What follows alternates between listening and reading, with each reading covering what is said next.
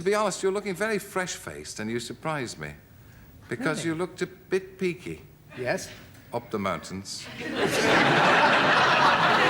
many people, and honestly, many people have written to me saying, I think poor old David Attenborough has probably seen his best years. Yeah. Because there was a lot of what I can only describe as, and here we are.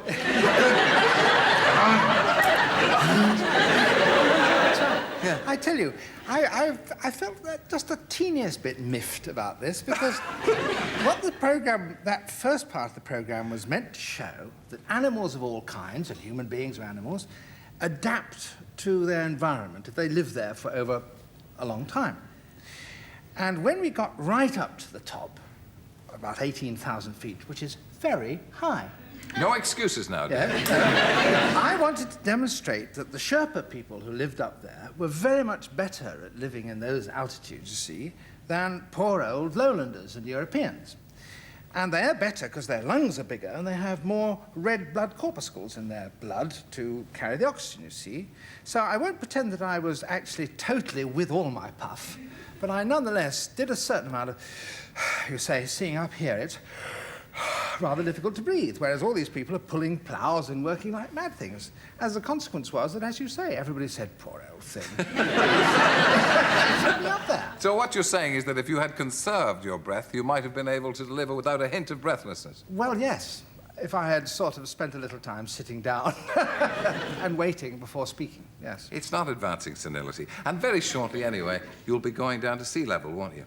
Yes, and below, so help us. Well, you're not going below the bounding main. Well, unfortunately, yes, I got stuck into this.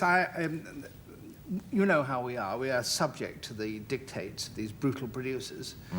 And the whims of the mandarins. indeed, and the very thing. And my mandarin is a chap called Richard Brock, who heard that in the Maldive Islands there were sharks that could be fed by hand.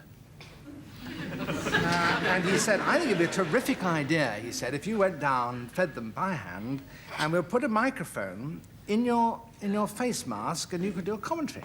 I said, are you sure? And he said, yes. And we went to this place, and there's a German diver who has been feeding these sharks. They're not huge, they're not 20 feet long. They're only mere 7 or 8 feet long. See? What a shame. Yes. And he feeds them, you see, with an old kipper or a haddock or something. And they come and take it from his hand.